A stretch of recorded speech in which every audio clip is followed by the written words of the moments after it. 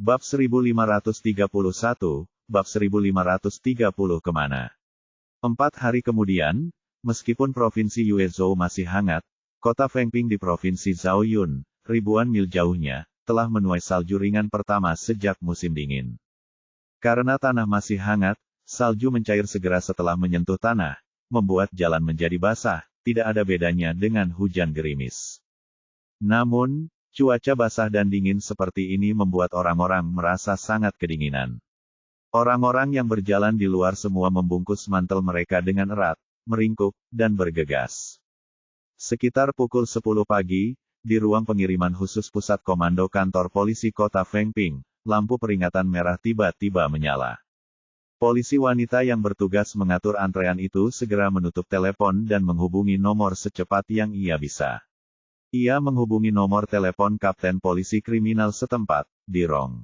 Kapten yang hebat. Suara operator telepon wanita yang biasanya lembut itu berubah nadanya karena kegembiraannya.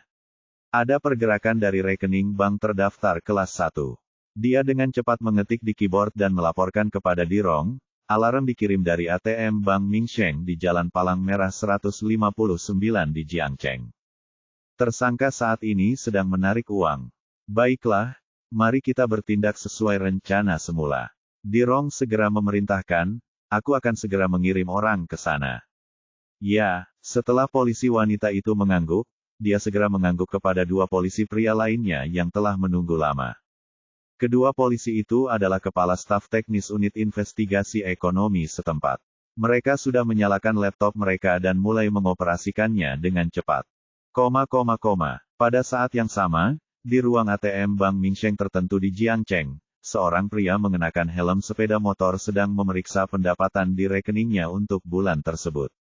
Akun tersebut menampilkan total 18.931 yuan. Ketika pria berhelm itu melihat ada begitu banyak uang, dia tidak dapat menahan rasa gembiranya. Dia segera menekan tombol tarik dan bersiap untuk menarik semua uang itu. Namun, sebelum menarik uangnya, ia masih melihat sekelilingnya dengan gugup dan waspada, begitu pula dengan situasi di luar bank. Karena salju dan jalanan licin, serta lokasinya yang terpencil, hampir tidak ada pejalan kaki di jalan tersebut. Ketika dia melihat tidak ada seorang pun di sekitarnya, pria berhelm itu berbalik dan mulai menarik uang itu. Ia memilih ATM dengan fungsi setor dan tarik uang. Keuntungan terbesar dari ATM jenis ini adalah dapat menarik uang dalam jumlah besar sekaligus, setiap penarikan hingga 5.000 yuan. Dengan kata lain, ia hanya perlu menarik uang 4 kali dan ia akan dapat menarik semua uang dari kartu tersebut. Jika itu adalah mesin yang hanya memiliki fungsi untuk menarik uang, maka mesin tersebut hanya dapat menarik 3.000 yuan dalam satu waktu dan perlu menarik berkali-kali sebelum dapat diselesaikan. Ketika pria berhelm itu memasukkan jumlah dan mengeluarkan 5.000 yuan pertama, semuanya berjalan lancar seperti biasa. Oleh karena itu, dia tidak ragu-ragu dan segera memasukkan 5.000 untuk kedua kalinya dan menekan tombol tarik lagi. Namun, kali ini, entah mengapa, saat ia menekan tombol withdraw, komputer tidak langsung mengeluarkan uang seperti sebelumnya. Sebaliknya, komputer tiba-tiba melambat drastis, seolah-olah koneksinya buruk. Cek, apa yang terjadi? Gerutu lelaki itu dari balik helmnya. Saat helm itu menahan napas, kaca penutupnya tertutupi oleh lapisan kabut. Dia menepuk-nepuk mesin ATM dengan cemas dan memeriksanya cukup lama. Namun, layar mesin ATM menunjukkan antarmuka, harap tunggu, yang menunjukkan bahwa dia hendak mengeluarkan uang, tetapi uang itu tidak mau keluar. Kali ini, kepalanya dipenuhi keringat, tetapi dia tidak dapat menyekanya melalui helmnya. Apa-apaan ini? Dia ingin memukul mesin itu dengan keras, tetapi dia takut mesin itu akan rusak dan menelan kartu itu. Dia pasti lebih cemas lagi. Dia menggaruk telinga dan pipinya selama 2 menit penuh sebelum antarmuka, tolong tunggu, akhirnya berkedip dan berubah menjadi, tolong tarik uang Anda. 5.000 yuan berhasil dimuntahkan dari mulut penarikan uang tunai. Tes, ia tampak menyeka keringat dinginnya, namun sayang, ia tidak bisa menggunakannya melalui helm. Detik berikutnya, ia menghadapi masalah yang sulit.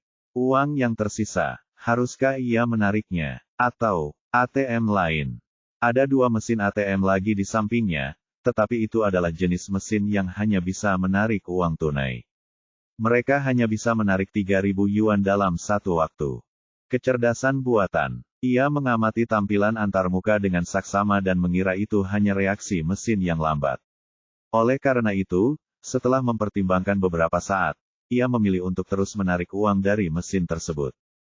5.000. Ia memasukkan jumlahnya lagi, dan ketika ia menekan tombol tarik, ia mulai berdoa dalam hati, berharap agar kali ini semuanya berjalan lebih cepat. Namun, meski harapan itu indah, kenyataan itu kejam. Ia baru saja menekan tombol tarik saat menyadari ada yang salah. Mesin berhenti lagi dan muncul antarmuka, harap tunggu. Tunggu dulu. Kalau begitu kau akan disetubuhi. Pria berhelm itu menghancurkan ATM dengan marah dan mengumpat. Namun, mesinnya tidak cepat atau lambat, dan masih seperti biasa. Baiklah, aku akan menunggu, orang yang memakai helm itu merenung dalam hatinya.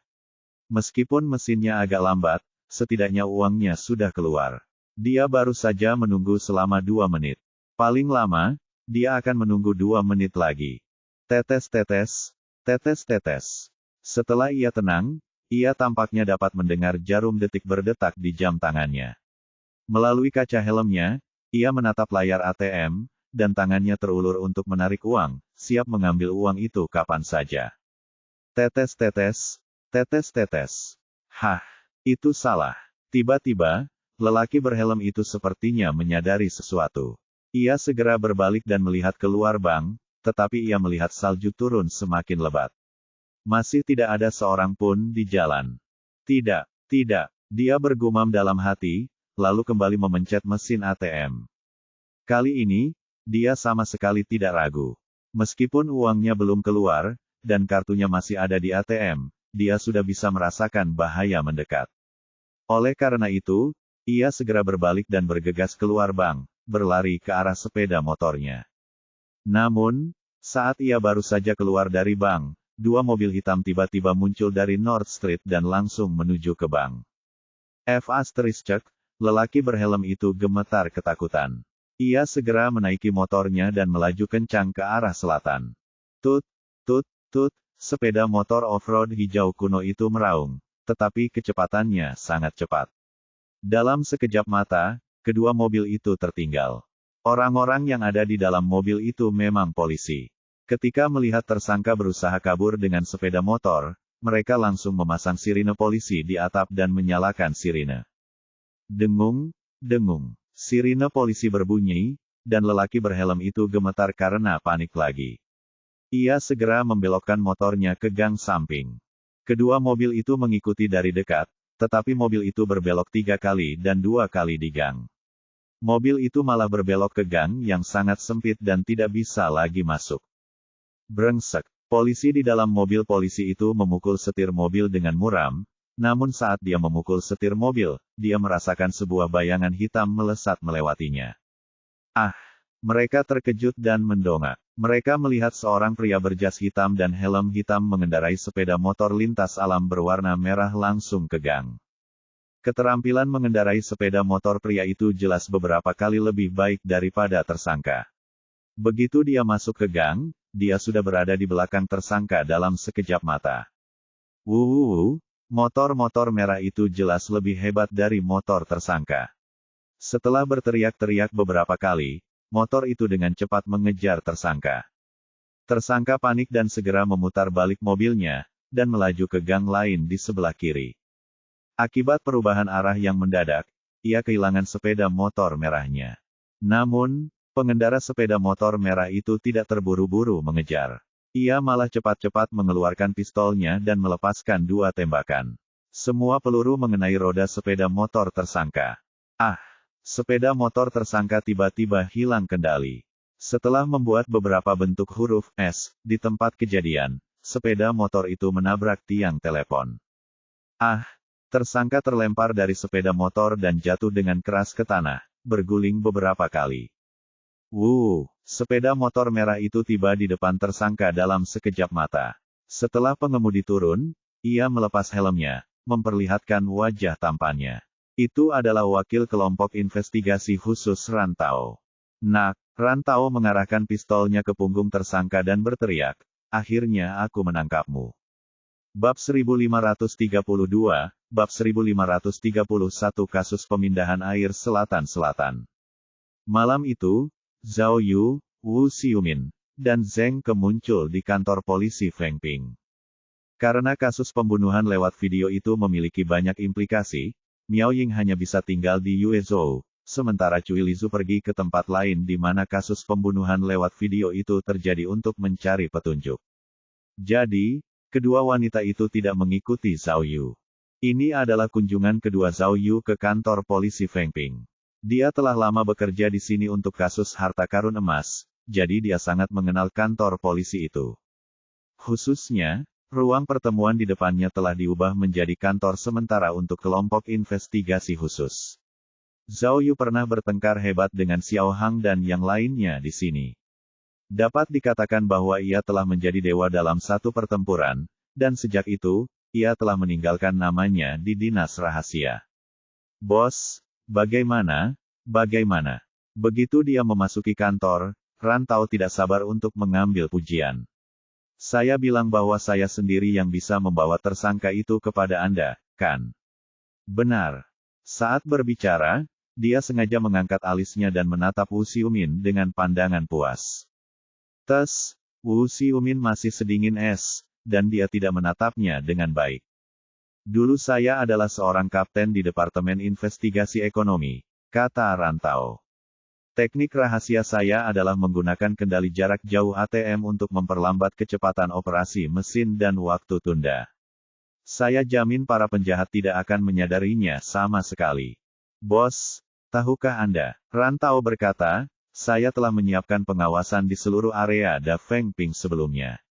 Saya tahu bahwa tersangka mengendarai sepeda motor off-road, jadi saya juga telah mengatur agar banyak petugas polisi berada di sana.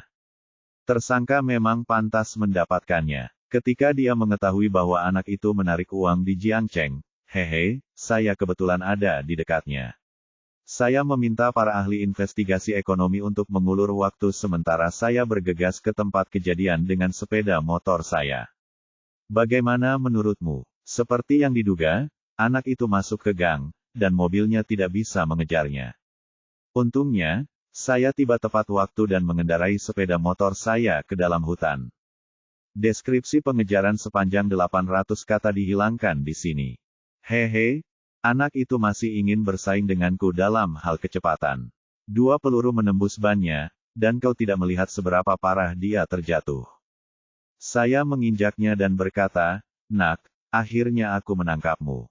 Mari kita lihat kemana lagi kamu bisa lari." Hahaha. "Bagus, lumayan, lumayan." Mendengarkan penjelasan Rantau yang terperinci, Zhao Yu sangat memujinya. "Caramu menjual melon sangat mirip dengan gayaku di masa lalu. Jika kamu bekerja keras selama 8 hingga 10 tahun lagi, kamu mungkin bisa mengejarku." "Aku?" Rantau menggaruk kepalanya karena kebiasaan. "Apakah kamu memujiku? Atau apakah kamu memujiku? Atau apakah kamu memujiku? Aku tidak begitu mengerti." "Saudara Tao memang hebat." Zheng Ke memuji, namun dia menyeka keringat dingin di dahinya. "Baiklah, jangan pelit." Wu Xiumin akhirnya menghentikan penampilan solo Rantau dan berkata dengan serius, "Kami datang dari jarak 2000 km, bukan untuk melihat air liurmu beterbangan. Biar aku tanya, bagaimana interogasinya? Ada perkembangan baru?" Wu Xiumin langsung ke intinya. "Apa kau yakin dia bukan pembunuh dalam kasus pembunuhan yang direkam dalam video?" Ini, Rantau tiba-tiba menjadi lesu. Dia menundukkan kepalanya dan berkata, "Interogasi sudah selesai, tetapi hasilnya benar-benar mengecewakan."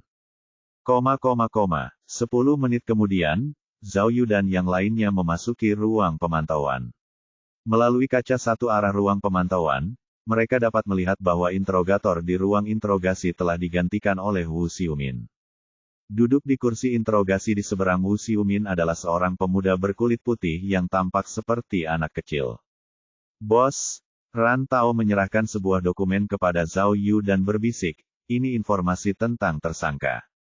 Zheng Ke dan yang lainnya menebaknya dengan benar. Nama anak ini adalah Ouyang Dong, OYD. Dia benar-benar mendaftarkan akun dengan inisial namanya. Apa? Pada akhirnya, Zhao Yu hanya melihat sekilas informasi itu dan langsung mengerutkan kening. Baru berusia 31 tahun. Benar sekali. Jawab Rantau, kasus pembunuhan pertama yang direkam lewat video terjadi 19 tahun lalu. Saat itu, dia baru berusia 12 tahun. Jadi, jelas dia tidak mungkin pembunuhnya. Fiuh, Zhao Yu menghela napas berat. Tampaknya firasatnya menjadi kenyataan. Orang yang mengunggah video itu bukanlah pembunuhnya. Tapi, sekalipun dia bukan pembunuhnya, dia pasti punya hubungan dekat dengan pembunuhnya. Pak Polisi, saya mengatakan yang sebenarnya. Saya bingung. Pada saat ini, suara tersangka terdengar dari ruang interogasi. Pemuda itu berteriak dengan penuh semangat, Anda harus percaya kepada saya. Jika Anda tidak percaya kepada saya, Anda dapat pergi dan menyelidikinya. Biarkan kebenaran berbicara sendiri, oke. Hentikan omong kosongmu, perintah Wu Xiumin.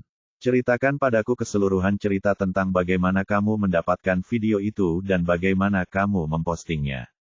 Aku, tanpa diduga, setelah Wu Xiumin mengatakan itu, pemuda itu begitu takut hingga meneteskan air mata. Aku benar-benar tidak tahu kalau video-video itu nyata. Hiks, kalau aku tahu, aku pasti sudah menelepon polisi. Orang itu adalah produser film. Bagaimana mungkin aku tahu kalau video itu asli? Bagaimana mungkin aku tahu kalau dia adalah seorang pembunuh? Dia berbaring di hadapanku. Aku telah melayaninya selama bertahun-tahun, dan dia seorang pembunuh.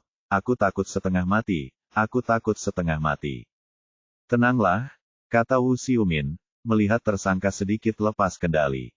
Jika kamu ingin membuktikan ketidakbersalahanmu, kamu harus memberitahu kami semua yang kamu ketahui.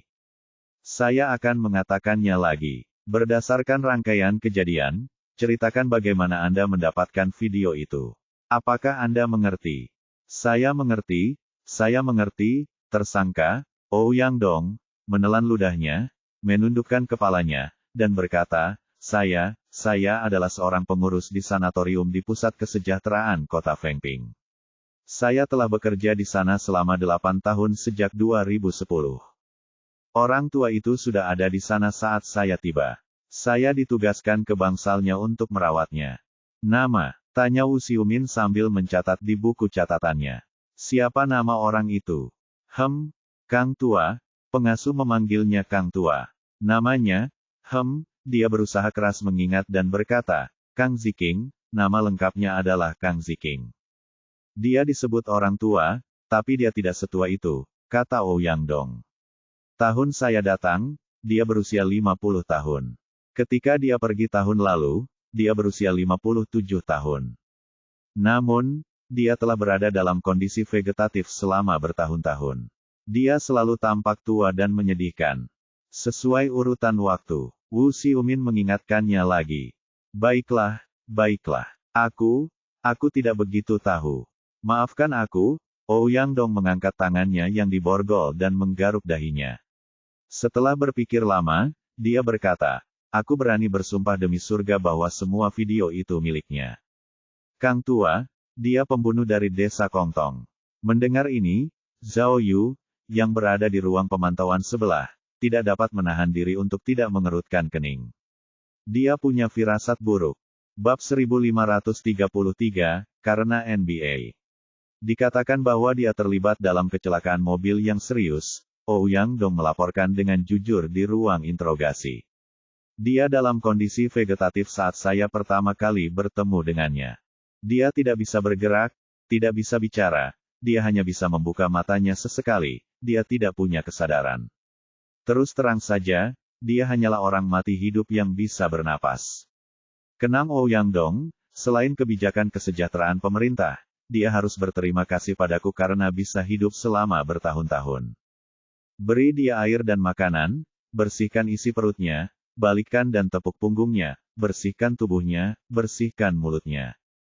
Tahukah kau betapa merepotkannya memasukkan selang lambung ke dalam tubuh orang yang sedang dalam kondisi vegetatif? Kalau bukan karena perawatanku yang cermat, dia tidak akan bisa bertahan hidup selama ini. Jadi, setelah dia meninggal, tidak terlalu berat bagiku untuk mengambil barang-barangnya, kan? Dia tidak punya keluarga. Selama bertahun-tahun, tidak ada yang datang mengunjunginya. Akulah satu-satunya keluarganya. Tapi, aku, air mata mengalir dari mata Ouyang Dong lagi saat dia berkata dengan gugup, aku benar-benar tidak tahu bahwa dia adalah iblis pembunuh. Jika aku tahu, untuk apa aku melayaninya? Tenanglah, Wu Xiumin segera menghentikannya dari menangis, lalu bertanya, ceritakan padaku tentang rekaman video itu. Apakah kamu mendapatkan semua rekaman video itu dari barang-barang milik Kang Ziking? Benar sekali. Ouyang Dong menyeka air matanya dan melanjutkan, setiap pasien memiliki lemari penyimpanan sendiri. Kang Tua juga punya satu. Kuncinya selalu disimpan oleh lembaga kesejahteraan. Setelah Kang meninggal, kami berusaha menghubungi keluarganya, tetapi tidak berhasil. Jadi, atas dasar kemanusiaan, kami memakamkannya atas nama lembaga kesejahteraan. Wajah Ouyang Dong menegang saat dia berkata dengan tidak wajar, barang-barang milik Kang Tua yang terkunci di lemari tentu saja akan diurus oleh lembaga kesejahteraan. Namun, direktur sangat sibuk sehingga dia melupakannya dengan sangat cepat. Saat itu saya benar-benar kekurangan uang, jadi saya pikir pasti ada sesuatu yang berharga di lemari Kang Tua itu. Saat itu juga, saya menyelinap ke dalam lemarinya. Namun, kata Ouyang Dong tanpa daya, hanya ada tas kulit kuno di lemari. Aku mengobrak-abrik tas itu, tetapi aku bahkan tidak dapat menemukan koin, apalagi barang berharga. Bisa dibayangkan betapa tertekannya saya. Entah kenapa, karena penasaran, atau karena prinsip pencuri tidak pernah pergi dengan tangan kosong, dia melihat banyak kaset video kecil di tasnya, jadi dia dengan santai mengambil satu. Sejujurnya, kaset video kecil semacam itu adalah kaset yang direkam dengan kamera jadul, lanjut Ouyang Dong. Setelah saya mengambilnya kembali, tidak ada tempat untuk memutarnya. Saya juga tidak dapat menontonnya, jadi saya hanya melemparkannya di atas meja untuk waktu yang lama. Kemudian, saya terus bekerja, sampai suatu hari, saya pergi ke rumah saudara saya Xiao Fei untuk bermain. Saya ingat bahwa dia dulu punya perekam video lama di rumah, jadi saya meminjamnya darinya. Tetapi, sejujurnya, ketika saya memutar kaset video dari perekam video dan melihat video pembunuhan di dalamnya, saya sama sekali tidak punya pikiran lain. Ouyang Dong kembali membuat gerakan tak berdaya. Karena saya mendengar bahwa Kang Tua membuat film sebelum dia dalam kondisi vegetatif. Jadi, kaset video ini pasti klip film yang direkam oleh krunya. Wanita dalam video itu bukan bintang, jadi rekaman video itu tidak berguna bagiku. Saat itu, Ouyang Dong menegaskan lagi, aku benar-benar tidak memikirkannya dengan cara lain. Video itu, bagaimana mungkin itu video pembunuhan sungguhan? Lalu, Wu Xiumin bertanya setelah menghapus videonya. Bagaimana menurutmu tentang mengunggah video itu? NBA. Pada titik ini, Ouyang Dong menutupi wajahnya karena malu dan mengucapkan kata benda yang mengejutkan. Dalam babak playoff NBA tahun lalu, saya membeli lingkaran luar dan kehilangan segalanya. Saya bahkan berutang banyak sekali. Pacarku kabur, dan orang tuaku tidak peduli lagi padaku. Aku bahkan menggadaikan rumahku. Aku bahkan berpikir untuk menjual ginjalku. Ouyang Dong menghela napas dan berkata, aku benar-benar sangat miskin sehingga aku tidak dapat berbuat apa-apa. Aku hanya dapat pergi ke dokter manapun yang dapat kutemukan. Yang dapat kupikirkan hanyalah bagaimana mendapatkan uang untuk melunasi utangku. Namun, kita tidak dapat melakukan sesuatu yang sebesar perampokan atau pembunuhan. Aku memikirkannya, dan kemudian aku teringat rekaman video yang ditinggalkan oleh Kang Tua itu. Aku berpikir, meskipun kaset video yang kudapatkan tidak memiliki bintang, tapi dia punya begitu banyak kaset video di tasnya. Mata Ouyang Dong membelalak saat dia berkata, bagaimana jika ada adegan selebriti yang muncul di kamera, atau skandal lainnya, adegan telanjang, adegan emosional, dan sebagainya. Bisakah kita mendapatkan uang dari ini? Jadi, aku kembali ke panti asuhan dan membawa pulang semua kaset video milik Kang. Aku menonton semuanya, dan akhirnya, Ouyang Dong menggelengkan kepalanya. Bisa dibayangkan betapa kecewanya aku. Aku benar-benar tidak menyangka bahwa alur cerita di semua 11 kaset video itu sama. Itu semua adalah pembunuh bejat yang membunuh seorang gadis, dan di antara gadis-gadis itu, tidak ada wajah yang dikenal, apalagi seorang selebriti. Tidakkah kau pikir aku bodoh? Bahkan saat itu, aku masih tidak bisa melihat apa yang salah dengan video-video itu. Aku hanya berpikir, katanya polos, rekaman video itu adalah adegan audisi aktor, dan kru film telah memilih peran untuk diambil gambarnya. Siapapun yang bisa berakting dengan baik akan diberi peran dalam film sungguhan. Setelah mendengar ini, Zhao Yu dan yang lainnya, yang berada di ruang pemantauan sebelah, tidak dapat menahan diri untuk tidak menggigil. Ouyang Dong telah menyebutkan bahwa ada total 11 rekaman video, yang berarti bahwa korban kasus pembunuhan video tersebut bukanlah 9 orang yang mereka miliki sekarang, tetapi 11 orang. Tapi, di ruang interogasi, Ouyang Dong melanjutkan pengakuannya, meskipun awalnya saya sangat kecewa, saya masih memikirkan cara untuk menghasilkan uang. Saya sering browsing situs-situs ilegal tersebut, dan saya menemukan bahwa tidak hanya prostitusi dan perjudian yang populer di situs-situs tersebut, tetapi juga banyak postingan yang aneh. Di postingan tersebut, terkadang ada orang yang memposting artikel, gambar, atau video tentang kekuatan supranatural, hal-hal aneh, dan beberapa bahkan dapat menghasilkan uang. Jadi, dikombinasikan dengan rekaman video Kang lama, saya memikirkan ide ini. Meskipun saya pikir rekaman video itu palsu, ada banyak adegan yang terungkap di dalam video itu, dan dengan pembunuhan sebagai gimmick, saya pikir itu mungkin bisa membantu saya mendapatkan uang kembali. Jadi, saya mencoba untuk mempublikasikannya di situs web. Kata Ouyang Dong, namun, saya tahu bahwa itu ilegal. Begitu Anda tertangkap, konsekuensinya tidak akan ringan. Jadi, saya mempelajari beberapa tutorial keselamatan di internet dan mempelajarinya sebentar sebelum saya mengunggah videonya di situs web. Untuk berjaga-jaga, saya bahkan membeli identitas orang lain melalui seorang teman dan membuka rekening bank. Akhirnya, kamu harus tahu, katanya sambil merentangkan tangannya, aku memang menghasilkan banyak uang. Aku tidak menyangka banyak orang yang mau membayar untuk menonton videoku. Jadi, saya segera menemukan beberapa situs web ilegal lainnya dan menghasilkan lebih banyak uang. Mengapa kamu tidak mengunggah semua 11 video sekaligus? Tanya Wu Xiumin. Itulah yang saya pikirkan pada awalnya, kata Ouyang Dong. Namun, saya melakukan riset di situs web dan menemukan bahwa alasan mengapa video-video itu menguntungkan adalah karena para penonton memiliki mentalitas ingin tahu. Jika saya mengunggah semuanya sekaligus, mentalitas ini akan berkurang. Sebaliknya, jika saya membuat video menjadi serial dan mengunggahnya setelah jangka waktu tertentu, hal itu akan meningkatkan antisipasi mereka. Zhao Yu, yang berada di ruang pemantauan, tidak bisa menahan diri untuk tidak mengeluh, dia cukup profesional. Bab 1534, Setan Pembunuh. Kantor Polisi Fengping, kantor sementara kelompok investigasi khusus.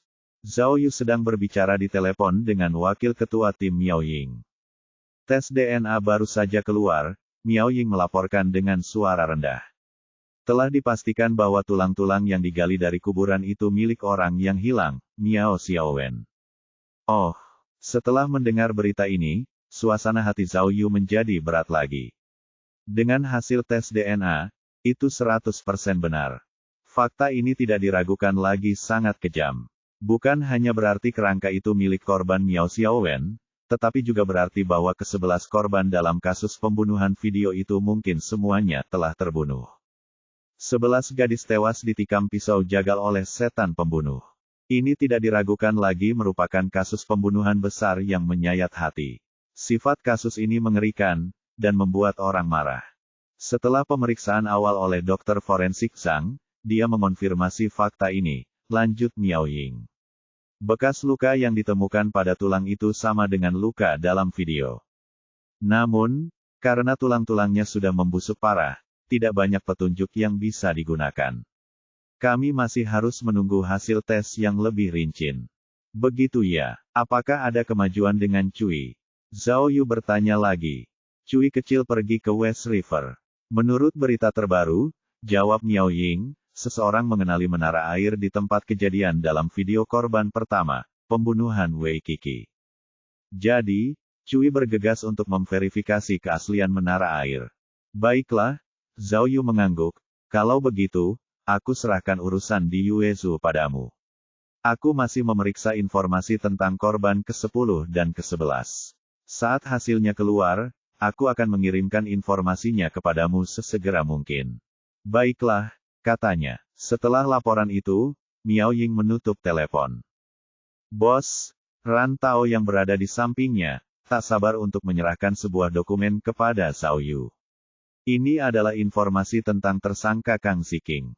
Kapten Feng Ping, Dirong, telah mengirim orang ke pusat kesejahteraan untuk memeriksa informasi dan memastikan bahwa kata-kata Ouyang Dong benar adanya. Kang Ziking meninggal pada bulan Januari tahun lalu dan dimakamkan di pemakaman Gunung Liang Lama di Feng Ping. Baiklah, Ran Tao terdiam sejenak, lalu berkata, sayangnya, jasadnya sudah dikremasi sebelum dimakamkan.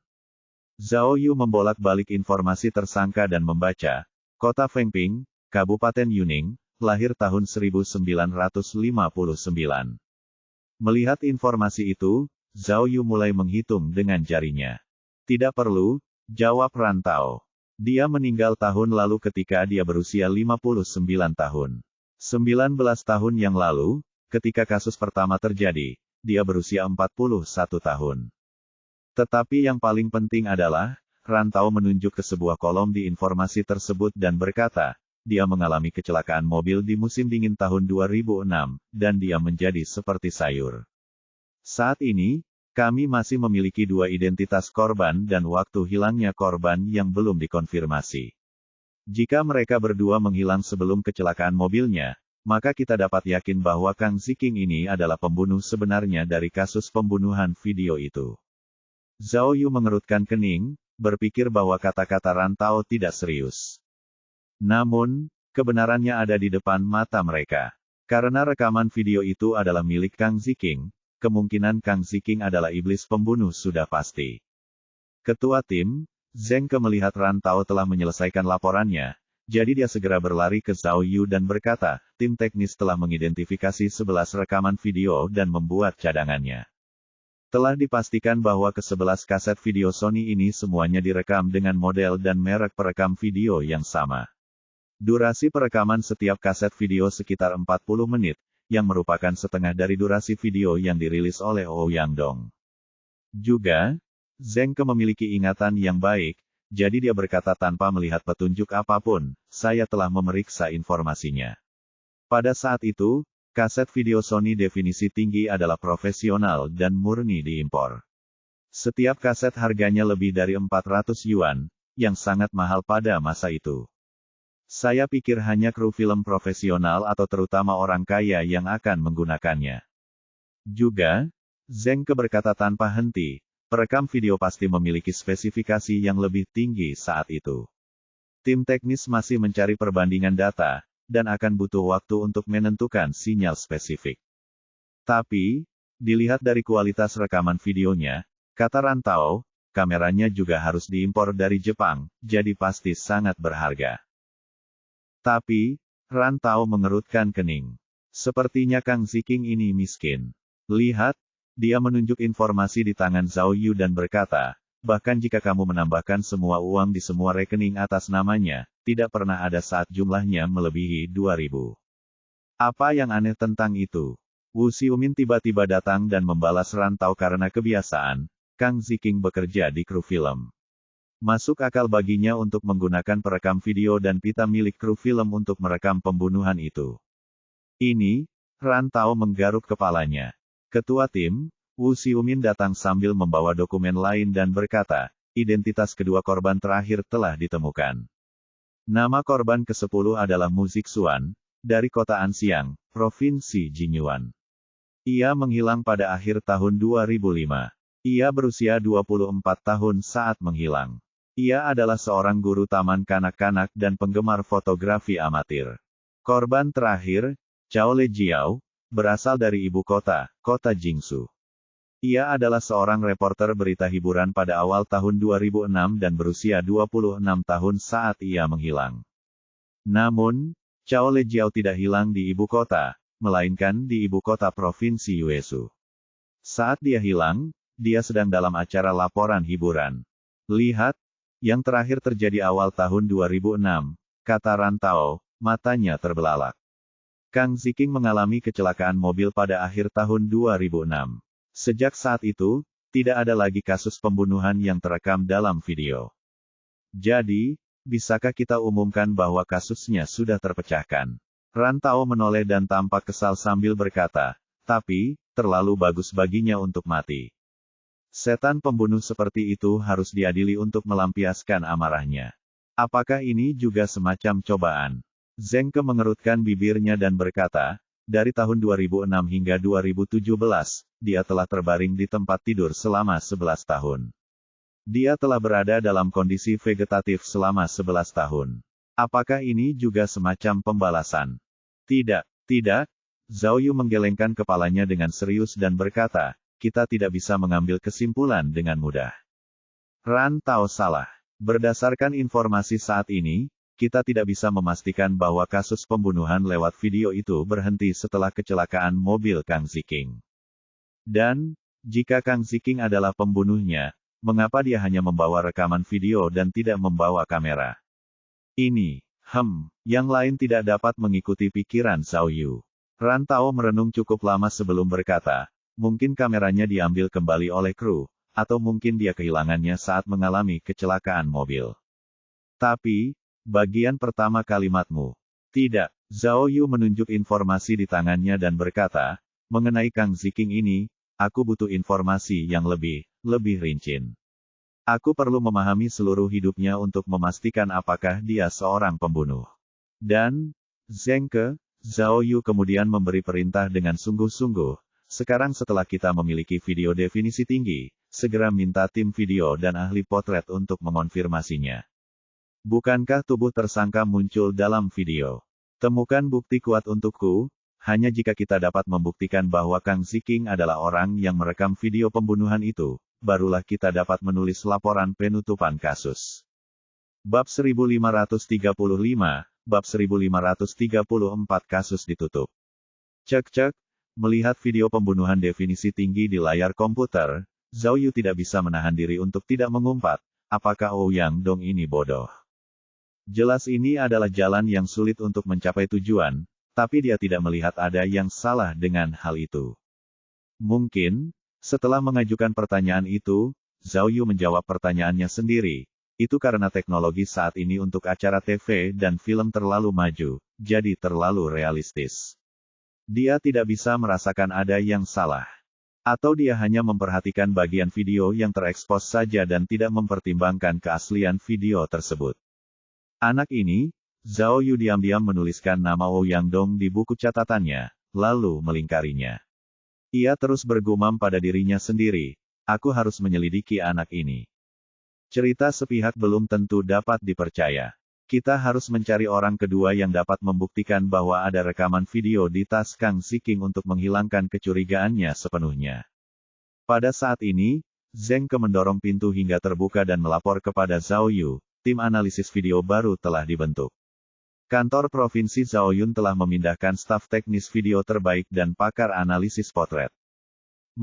Bagus sekali. Zhao Yu mengangguk. Dalam video itu, ada begitu banyak adegan orang yang merekam video itu. Aku tidak percaya tidak ada cara untuk membandingkannya. Ngomong-ngomong, kata Zengke, aku sudah mengirim 11 rekaman video yang jelas kepada Cui Lizu dan Miao Ying. Aku yakin rekaman itu akan membantu mereka menemukan lokasi pengambilan video dan detail penyelidikannya. Jawab Zhao Yu. Karena masih memikirkan masalah Ouyang Dong, dia segera berbicara kepada Zengke dan bertukar pendapat. Jangan terlalu cemas, ketua tim, kata Zengke. Saudara tahu sudah pergi ke sanatorium untuk memeriksa keadaan. Ouyang Dong baru merawat Kang Ziking selama 7 tahun. Orang lain sudah merawatnya sebelumnya. Juga, Kang Ziking mengalami kecelakaan mobil dari provinsi Zhejiang. Ketika dia dipindahkan ke Fengping, seseorang pasti telah merekam barang-barangnya dan melihat rekaman video itu. Jangan khawatir, kita pasti akan tahu apakah Ouyang Dong berbohong atau tidak. Ketika Zheng Kefu menyebutkan kata kebohongan, Zhao Yu tiba-tiba teringat pada detektor kebohongan tak kasat mata yang didapatnya dari Faklia. Jelas bahwa alat ajaib ini akan membantu penyelidikannya.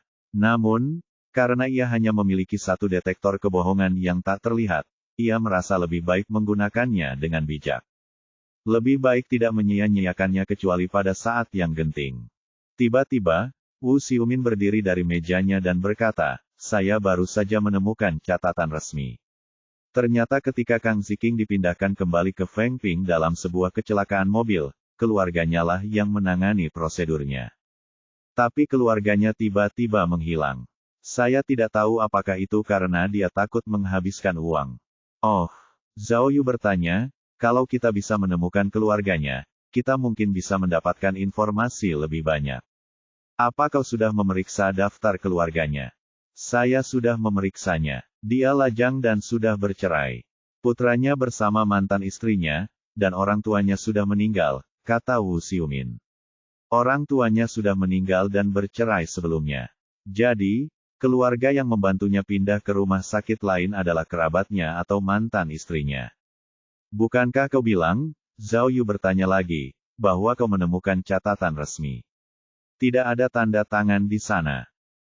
Ya, kata Wu Xiumin sambil melihat berkas rekaman itu.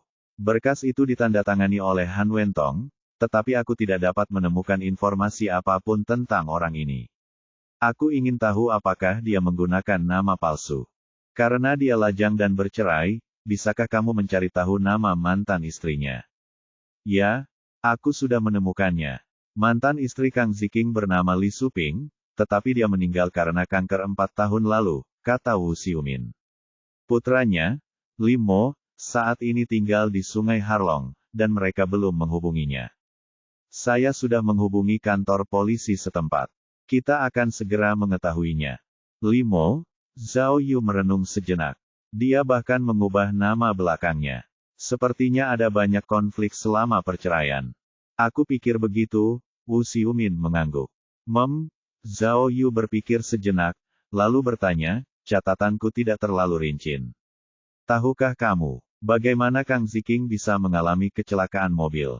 Mengapa dia ada di provinsi Zhejiang? Apa yang dia lakukan di sana? Itu tanah longsor, jelas Wu Xiumin. Saat itu, Kang Ziking sedang mengendarai mobil di dekat Teluk Dayue, kota Beichang, provinsi Zhejiang. Mobilnya terhanyut dari tebing sedalam lebih dari 10 meter. Namun, ini semua adalah catatan Fengping. Jika kita ingin mengetahui detailnya, kita harus menunggu tanggapan dari provinsi Zhejiang. Mengenai apa yang sedang dia lakukan di provinsi Zhejiang, kami belum tahu. Mungkin dia sedang ada tugas syuting. Itu terlalu ironis, kata Zhao Yu sambil melemparkan dokumen di tangannya. Sampai sekarang, kita masih belum tahu apa pekerjaan Kang Ziking ini. Butuh waktu, kata Wu Xiumin tanpa daya. Menurut informasi resmi, Kang Ziking sudah lama menganggur. Tidak mudah untuk mengetahui jejaknya sebelum kecelakaan mobil. Baiklah. Zhao Yu tahu bahwa kasus ini telah terpecahkan bertahun-tahun yang lalu, jadi tidak ada gunanya mengkhawatirkannya. Dia langsung mengangguk dan berkata, kalau begitu, aku akan menyerahkan semua informasi di area ini kepadamu, Kakku. Baiklah, Wu Xiumin hanya mengangguk, lalu duduk kembali di kursinya dan melanjutkan pekerjaannya. Zhao Yu menghela napas berat, berbalik, dan mulai mengikuti praktik tradisional menambahkan informasi 2 korban terakhir di papan tulis yang baru saja disiapkannya. Adapun informasi lainnya, dia sudah menghafalnya di luar kepala, jadi dia hanya membuat tanda sederhana di papan tulis, dan seluruh kasus video pembunuhan itu sudah ada dalam pikirannya. Dari tahun 1999 hingga 2006, kasus pembunuhan melalui video berlangsung selama 7 tahun. Pembunuhnya telah membunuh total 11 korban yang tidak bersalah. Sambil menatap papan tulis, wajah-wajah gadis dalam video yang tampak kesepian dan tak berdaya, yang gemetar ketakutan, tanpa sadar muncul di depan mata Zhao Yu, membuatnya merasa geram dan kesal. Sekarang, mereka akhirnya menemukan orang kunci, Kang Ziking. Lalu, orang yang telah koma selama 11 tahun ini, apakah dia benar-benar iblis yang jahat, kejam, dan pembunuh? Mengapa dia menyerang gadis-gadis muda ini? Apakah karena pernikahannya? Apakah dia memiliki interaksi dengan 11 korban, atau itu murni pilihan acak?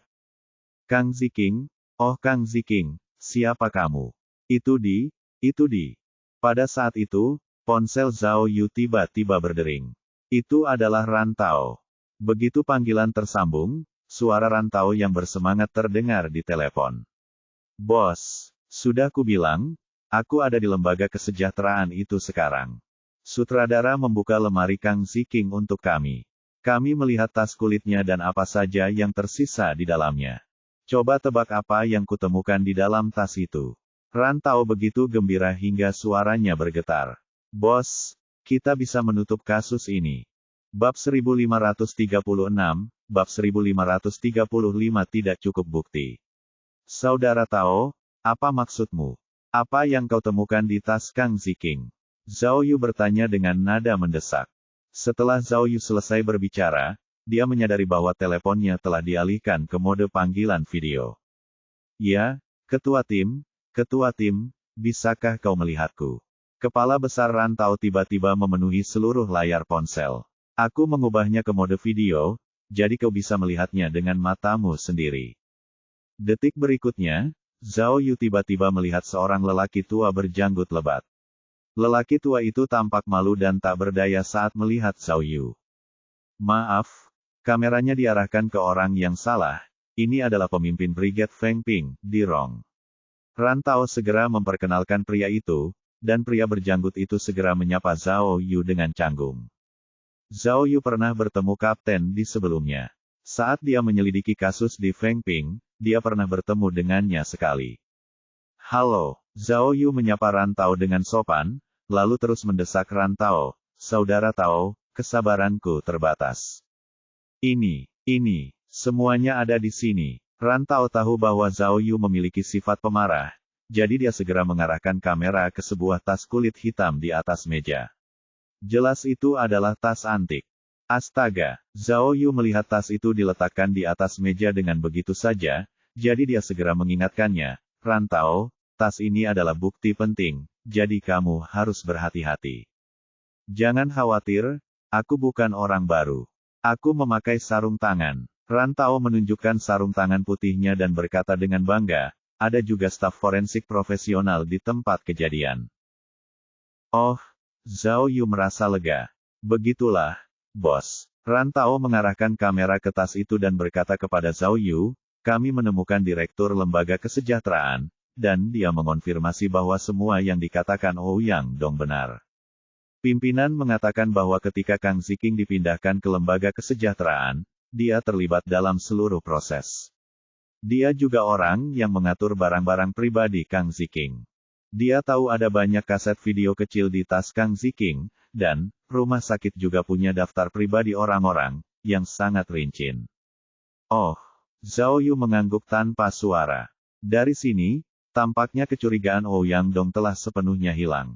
Tapi, Rantau tiba-tiba mengganti topik pembicaraan dan berkata, di dalam tas itu tidak hanya ada kaset video, tetapi juga banyak barang lain, seperti rokok, korek api, dompet, dan sebagainya. Lihat. Saat kamera bergeser, Zhao Yu sudah dapat melihat banyak barang di dalam tas itu.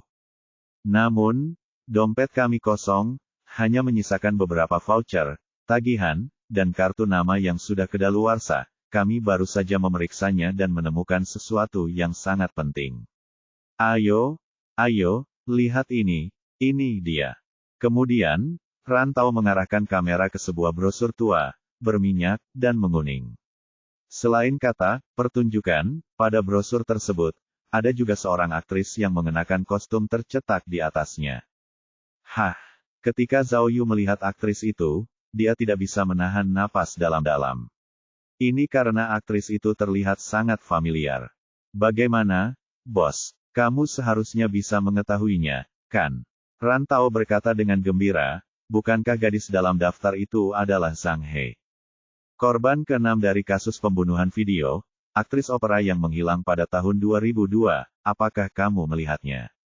Kang Ziking berhubungan langsung dengannya. Jadi, benar sekali, itu benar sekali. Gadis dalam pamflet itu memang salah satu korban kasus pembunuhan lewat video. Meskipun gadis dalam daftar itu mengenakan kostum dan berdandan, tetapi Zhao Yu telah melihat foto kostum yang mirip dari banyak foto Zhang He, jadi dia dapat mengenalinya sekilas. Karena ada bukti terkait korban di tas Kang Ziking, bukankah itu berarti mereka bisa menutup kasusnya? Rantau, apa isi daftar ini? Zhao Yu tiba-tiba bertanya. Rantau melihatnya dengan saksama dan menjawab, menurutku itu seharusnya selebaran atau kupon untuk pertunjukan sebuah grup musik. Di sana tertulis kalimat, 8 berkat Hanada, dari grup musik Meian dan seterusnya. Benar sekali, kata Zhao Yu, Zhang He adalah seorang aktris dari kelompok Meian Yue. Selebaran ini mungkin menjadi alasan mengapa dia dipilih oleh Kang Ziking. Ada kemungkinan juga Kang Ziking dan Zhang He memiliki hubungan yang ambigu, tebak Rantau. Zhang He memberinya voucher dan memintanya untuk menonton penampilannya. Tidak peduli apa, bos, kasus ini sudah bisa ditutup. Pembunuh dalam kasus pembunuhan video itu adalah Xuanji Kang Ziking. Mendengar sorakan Rantau, hati Zhao Yu pun hancur. Meskipun ada bukti yang jelas di depannya, dia masih memiliki banyak keraguan karena suatu alasan. Dia merasa bahwa buktinya masih terlalu sedikit. Dia tahu bahwa akar penyebab keraguannya bukanlah karena dia tidak ingin percaya bahwa Kang Ziking adalah pembunuh yang sebenarnya. Tidak, dia tidak ingin kasus pembunuhan yang direkam lewat video berakhir begitu saja. Namun, kasus ini sangat berbeda dari sebelumnya. Tersangka terbesar, Kang Ziking, sudah meninggal. Tanpa pengakuan si pembunuh, mereka harus sangat berhati-hati dalam menuntaskan kasusnya. Paling tidak, harus ada banyak bukti yang mendukungnya. Kemudian, Zhao Yu dengan cepat berkata kepada Rantau. Apakah Direktur Lembaga Kesejahteraan ada di sampingmu? Izinkan aku berbicara sebentar dengannya. Rantau sedikit terkejut, tetapi dia segera menyerahkan telepon itu kepada Direktur Lembaga Kesejahteraan. Kepala panti asuhan adalah seorang pria tua berambut putih. Setelah mengetahui bahwa hal besar telah terjadi pada lembaga kesejahteraannya, dia tampak sangat gugup. Direktur, saya ingin menanyakan sesuatu kepada Anda, kata Zhao Yu terus terang. Catatan resmi menunjukkan bahwa ketika Kang Ziking dikirim ke sanatorium Anda, anggota keluarganya membantunya dengan prosedur tersebut. Apakah Anda ingat siapa saja anggota keluarga itu? Ya, aku ingat. Dia seorang wanita, jawab sang sutradara dengan gugup, bukan mereka, dia sendirian. Saya bertanya kepadanya siapa dia kepada Kang Ziking. Dia hanya mengatakan bahwa dia adalah kerabat Kang Ziking, tetapi saya tidak tahu siapa sebenarnya dia. Wanita seperti apa? Tanya Zhao Yu. Dia lebih terlihat seperti wanita paruh baya biasa.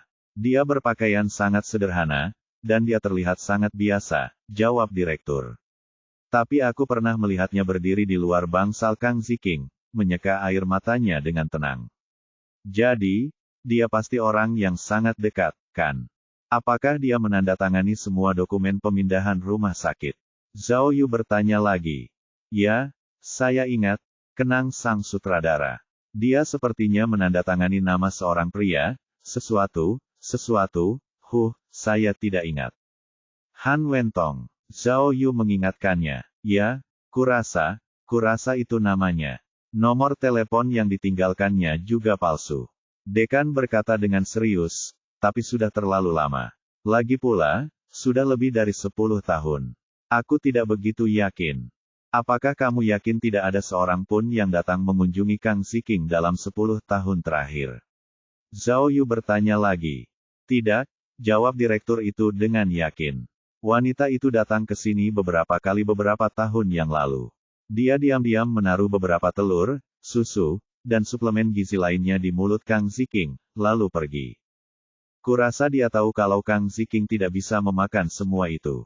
Mungkin itu semua untuk kita, kan? Berbicara tentang ini, sang sutradara menghela napas. Sebenarnya, kita sudah melihat terlalu banyak hal seperti itu. Keluarga selalu takut kami akan meminta uang, jadi mereka selalu menghindar. Mereka bahkan tidak berani memberikan nama asli dan nomor telepon mereka. Namun pada kenyataannya, lembaga kesejahteraan kami didanai oleh organisasi kesejahteraan negara. Tentu saja, kami tidak akan mempersulit mereka. Namun, itu hanya beberapa tahun yang lalu. Setelah itu, dia tidak pernah datang lagi.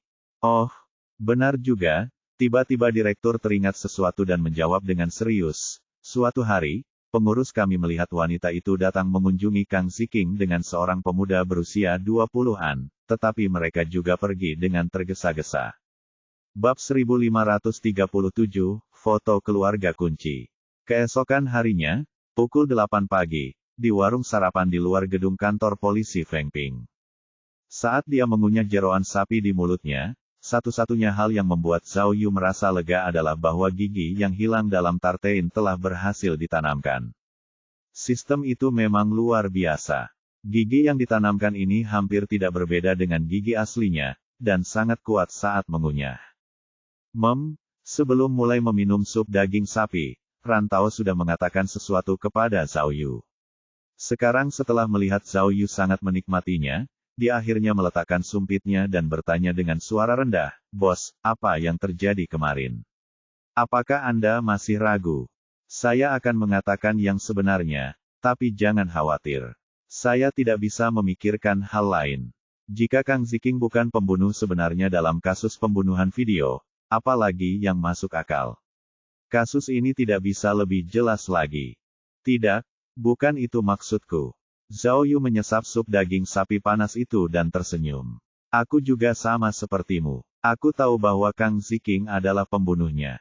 Tapi, kita di sini untuk mencari kebenaran.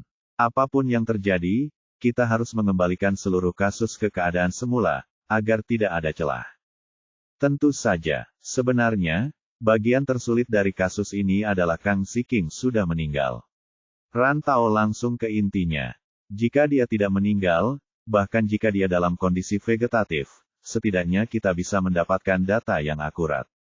Namun kini, bukan hanya dikremasi, bahkan tidak ada satu foto pun yang tertinggal. Selain foto 2 inci yang tidak jelas pada informasi pendaftaran rumah tangga, kami tidak memiliki informasi yang berguna. "Itu tidak mungkin benar," kata Zhao Yu dengan tergesa-gesa. "Kemarin, di tas sekolah Kang Ziking, bukankah kita menemukan foto keluarga?" "Oh, benar, aku hampir lupa."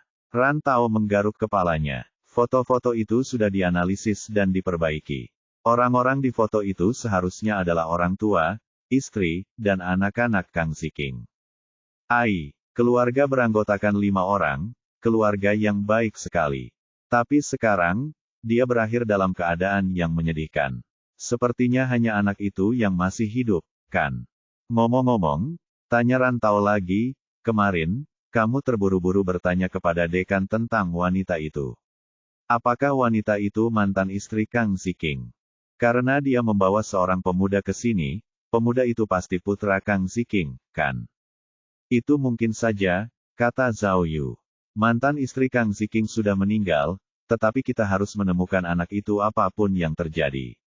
Hanya melalui dia kita bisa memahami orang seperti apa Kang Ziking. Itu mudah. Bukankah itu hanya Sungai Halong?" Rantau menepuk dadanya dan berkata, "Aku akan pergi. Aku berjanji akan menemukannya hari ini." "Tidak perlu," kata Zhao Yu, menghabiskan sup daging sapi dalam satu tegukan. "Wu Xiumin sudah mengirim orang untuk mencarinya. Mereka seharusnya sudah menghubunginya sekarang, kan? Masih banyak sampah." Rantau menunjuk mangkuk besar Zhao Yu dan berkata, "Ayo, aku akan menambahkan sup untukmu." Kemudian, Rantau mengambil mangkuk besar Zhao Yu dan berjalan menuju bos yang membeli sarapan. Pada saat itu, saat angin sepoi-sepoi bertiup di pintu, Zhao Yu tanpa sadar melihat keluar jendela. Tanpa diduga, dia tiba-tiba menyadari bahwa seorang pejalan kaki di jalan seberang tiba-tiba menurunkan topinya dan bergegas lewat. Karena orang itu menghilang dalam sekejap, dan berjalan terlalu cepat dan terlalu jauh, Zhao Yu tidak dapat melihat dengan jelas. Namun, dia tidak dapat menahan diri untuk bertanya apakah orang itu akan datang menjemputnya. Cek-cek, Zhao Yu mendecakkan bibirnya dan segera melihat detektor tak kasat mata di otaknya. Namun, detektor itu tidak mendeteksi adanya bahaya apapun, kecuali pistol di tubuh Rantau. Semoga saja, saya terlalu banyak berpikir.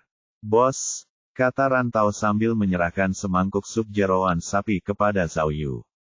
Tas tangan Kang Ziking telah dikirim ke Departemen Forensik untuk pengumpulan barang bukti. Namun, masalahnya sekarang adalah Kang Ziking tidak memiliki catatan kriminal. Kami tidak memiliki sidik jari dan denanya. Bahkan jika kami memiliki datanya, akan sulit untuk membandingkannya, bukan? Karena itu, putranya sangat penting. Dialah satu-satunya yang bisa memberi kita DNA yang mirip dengan milik Kang Ziking, kata Zhao Yu. Tapi jangan memarahiku, menurutku itu tidak perlu lagi. Kata Rantau, kalau saja tidak ada foto keluarga Kang Ziking di dalam tas itu, mungkin kita bisa menyangkal sesuatu. Tapi, karena dia punya foto keluarga itu, jelaslah bahwa tas dan semua isinya itu miliknya. Rekaman video itu, ditambah foto Zhang He, semuanya adalah fakta yang kuat. Jadi, kata Rantau sambil menyesap sup daging sapi itu. Bos, kamu harus santai dan jangan terlalu tegang. Meskipun kasusnya besar, pekerjaan sisanya tidak sulit. Kita hanya perlu mengumpulkan bukti, dan mengumpulkan bukti lagi. Meskipun kami tidak menangkap pembunuhnya dengan tangan kami sendiri, Kang Ziking lumpuh di tempat tidur selama 11 tahun. Ini karma, bukan? Mendengarkan perkataan Rantau, Zhao Yu tidak merasa rileks. Sebaliknya, dia merasa semakin tidak nyaman. Dalam kegugupannya, dia menyentuh telinganya dengan cemas. Sepertinya dengingan di telinganya mulai muncul lagi, membuatnya sangat tidak nyaman. 15 menit kemudian, saat Zhao Yu dan Rantau memasuki kantor, Wu Xiumin dan Zheng Ke segera mendatangi mereka dan melaporkan berita terbaru. Ketua tim, Wu Xiumin adalah orang pertama yang berbicara. Putra Kang Ziking, Li Mo, telah ditemukan. Polisi Halongjiang membawanya ke kantor polisi setempat, dan panggilan video sudah tersambung. Mereka tinggal menunggu Anda menginterogasinya. Oh, apa yang sedang dilakukan putranya sekarang? Tanya Zhao Yu. Dia adalah seorang tukang daging di pasar, jawab Wu Xiumin. Dia membenarkan bahwa ibunya meninggal karena kanker, dan ayah tirinya hilang sebelum ibunya jatuh sakit. Anak malang, Zhao Yu menghela napas, lalu berkata, baiklah, ceritakan padaku situasi terkini yang kau alami. Aku akan menelepon Li Mo lewat video nanti. Ada berita dari Provinsi Zhejiang, Wu Xiumin melanjutkan. Karena kecelakaan mobil Kang Ziking adalah bencana alam, Departemen Lalu Lintas setempat tidak mengajukan kasus. Jadi, kami tidak dapat menemukan informasi apapun tentang kecelakaan mobil tersebut.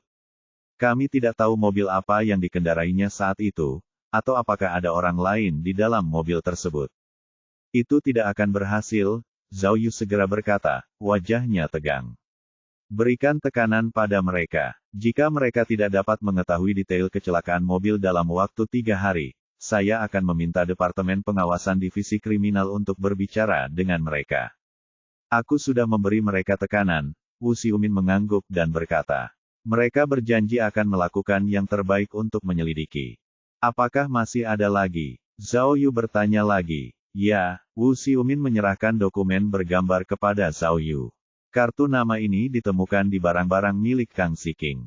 Zhao Yu melihat kartu nama itu dan melihat kata-kata, New Wave Entertainment Media, dan musim gugur di atasnya. Melihat kedua nama itu, Zhao Yu tertegun, karena dia mengenali apa yang diwakili oleh kartu nama itu. Korban terakhir dari kasus ini, Chao Lejiao, adalah seorang reporter dari Xinchen Entertainment Media. Musim gugur ini adalah nama panggung Chao Lejiao, yang berarti, Wu Xiumin menunjuk ke gambar pada dokumen itu dan berkata, kartu nama ini milik korban, Chao Lejiao.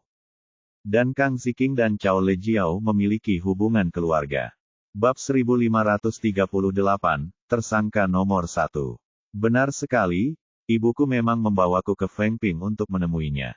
Suara Limo terdengar dari video itu.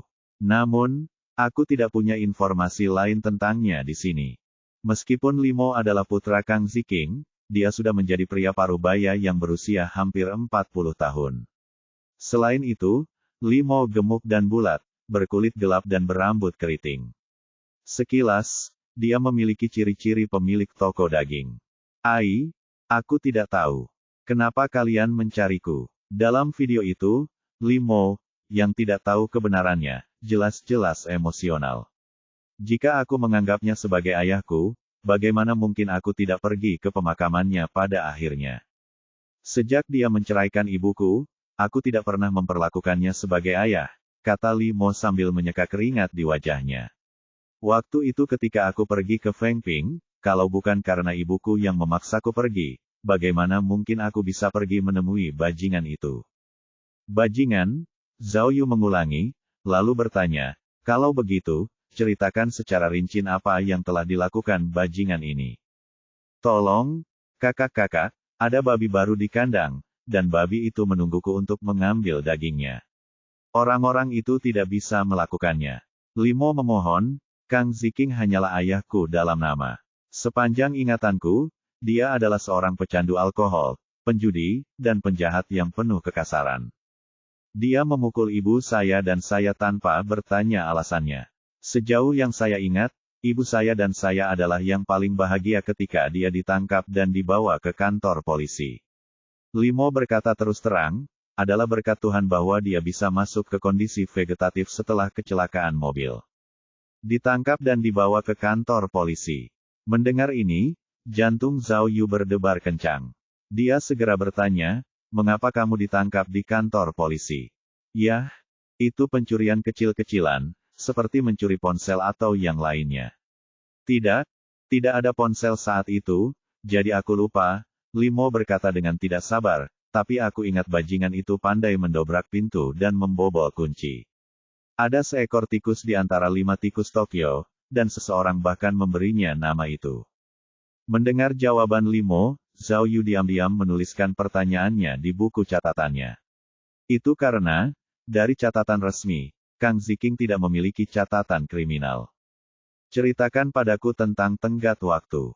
Mengapa aku mendengar bahwa Kang Ziking adalah pekerja film dan televisi? Zhao Yu bertanya lagi. Hah, itu tidak benar? Limo tiba-tiba merasakan sesuatu dan bertanya dengan tergesa-gesa. Bagaimanapun juga, bukankah Kang Ziking sudah mati? Kenapa kalian semua bertanya begitu banyak? Baiklah, mendengar ini, polisi setempat di Sungai Halong segera berdiri dan ingin menjelaskan kepada Limo dan memintanya untuk bekerja sama. Hei, tidak bisakah kau melihatnya? Kang Ziking terlibat dalam kasus pembunuhan besar. Meskipun dia sudah meninggal, dia masih tersangka nomor 1 di negara ini. Kau harus bekerja sama sepenuhnya dengan kami dan menyelidiki kasus ini. Kalau tidak, kau juga tersangka, kata Zhao Yu. Ah, apa itu? Serius, Kang Ziking, membunuh seseorang. Setelah memahami situasinya, Limo panik. Wajahnya pucat dan dahinya dipenuhi keringat. Dia segera membungkuk kepada Zhao Yu dan berkata, baiklah, petugas, saya akan memberitahu Anda. Apa yang ingin Anda ketahui? Saya akan memberitahu Anda semuanya. Sewaktu kecil, nama saya Kang Mo. Setelah orang tua saya bercerai, saya memakai nama keluarga ibu saya. Limo dengan cepat menjelaskan dengan jujur, sejauh yang saya ingat, keluarga saya selalu bertengkar, berkelahi, dan dipukuli. Saya akui bahwa saya orang yang sangat keras kepala, sering melakukan kesalahan, tidak tahu bagaimana bersikap bijaksana, dan tidak tahu bagaimana membujuk orang. Namun, saya anak kandungnya, jadi dia tidak mungkin melampiaskannya begitu saja kepada saya tanpa alasan, bukan? Orang itu tidak hanya pemarah, tetapi dia juga tidak berguna dan tidak bisa menghasilkan uang. Keluarganya sangat miskin, dan singkatnya, dia mengalami masa-masa yang sangat sulit. Saya ingat saat orang tua saya bercerai, saya berusia 13 atau 12 tahun. Lagi pula, saya baru saja lulus sekolah dasar dan belum masuk sekolah menengah pertama. Setelah bercerai, ibu saya membawa saya kembali ke rumah nenek. Setelah kurang dari setengah tahun di sekolah menengah, dia takut orang-orang akan bergosip atau karena alasan lain, jadi dia membawa saya ke Longjiang. Di sana, ibu saya bertemu dengan ayah tiri saya, yang merupakan seorang pengusaha. Limo mengingat pengalamannya sedikit demi sedikit. Jadi, kami mengikutinya ke Sungai Harlong dan menetap. Pada tahun-tahun awal, kami memang menjalani kehidupan yang baik. Ayah tiri kami cukup baik kepada kami, dan kondisi keluarga kami juga sangat kaya. Namun, masa-masa indah itu tidak berlangsung lama. Sama seperti di serial TV, keluh Limo. Ayah tirinya mulai tidak jujur setelah dia menjadi kaya. Dia tidak hanya punya simpanan, tetapi juga ditipu dan melarikan diri. Keberadaannya masih belum diketahui. Selanjutnya, ada plot klasik tentang seorang kreditor yang menagih utang, yang membuat ibu saya dan saya bersembunyi dan kembali ke kehidupan seorang pengembara di masa lalu. Untungnya, ibu saya punya tabungan, jadi saya membuka toko daging di pasar dan hampir tidak mendapat apa-apa. Coba aku ingat-ingat Kang Ziking, ia berusaha keras mengingat, lalu berkata, ngomong-ngomong, sejak ia menceraikan ibuku, aku hanya melihatnya sekali. Saat itu ia dalam kondisi vegetatif dan terbaring di panti asuhan. Saat itu, gara-gara ini, aku malah bertengkar dengan ibuku. Bos tidak mau. Limo berkata dengan tenang, bukan karena aku takut ketahuan dan menghabiskan uang untuk bajingan itu. Namun, dari lubuk hatiku, aku tidak rela. Saat aku menyebutkannya, yang terpikir olehku hanyalah adegan dia memukulku. Tidak ada emosi yang bisa dibicarakan sama sekali. Lalu, Zhao Yu bertanya, apakah kamu tahu bahwa Kang Ziking dipindahkan ke Feng Ping saat dia mengalami kecelakaan mobil? Apakah ibumu yang membantunya dipindahkan ke rumah sakit lain? Benar, kata Limo dengan yakin, aku tahu tentang ini. Ketika orang itu mengalami kecelakaan mobil, dia menelepon telepon ibuku. Saat itu ibu saya juga dalam posisi sulit, karena ayah tiri saya belum melarikan diri. Aku benar-benar tidak mengerti mengapa ibu masih peduli dengan bajingan itu. Singkatnya, ibuku kembali ke Feng Ping tanpa sepengetahuan ayah tiriku untuk membantu bajingan itu menyelesaikan prosedurnya. Ibu saya takut ayah tiri saya akan mengetahuinya, jadi dia menggunakan nama dan nomor identitas palsu untuk mendaftar. Ketika dia kembali, dia juga mengganti nomor teleponnya. Sebenarnya, kita sudah bercerai. Kita tidak ada hubungannya dengan bajingan itu. Bahkan jika rumah sakit meminta kita membayar, itu bukan urusan kita. Oh, Zhao Yu memikirkannya sejenak. Jika memang begitu, maka semua yang terjadi saat Kang Ziking dirawat di rumah sakit masuk akal. Izinkan aku bertanya padamu, apakah kamu punya saudara lain? Zhao Yu bertanya lagi, terutama ayahmu. Jangan katakan itu. Jangan katakan kata-kata, ayahku, oke. Itu benar-benar tidak nyaman untuk didengar, Limo mengoreksi. Sejauh yang bisa kuingat, yang kuingat hanyalah kakek nenekku. Tapi kakek nenekku meninggal saat aku masih sangat kecil. Sejak saat itu, aku tidak pernah mendengar kabar mereka. Siapa sanak saudara kita, hari-hari kita hancur karena bajingan itu. Kamu tidak menjawab tadi, Zhao Yu bertanya lagi. Apakah kamu tahu apa pekerjaan Kang Ziking? Apakah sebelum atau sesudah perceraian? Sebelum bercerai, saya mengangkut batu bara, buah-buahan, dan bahkan becak untuk pasar renovasi. Kenang Limo, tetapi saya masih muda saat itu, jadi saya tidak memiliki kesan yang mendalam. Mengenai apa yang kau katakan tentang membuat film, aku mendengar ibuku menyebutkannya beberapa kali. Yah, Limo berpikir keras sejenak, lalu berkata, ibu berkata bahwa setelah mereka bercerai, bajingan itu pergi ke selatan bersama teman-temannya dan kemudian bergabung dengan kru film.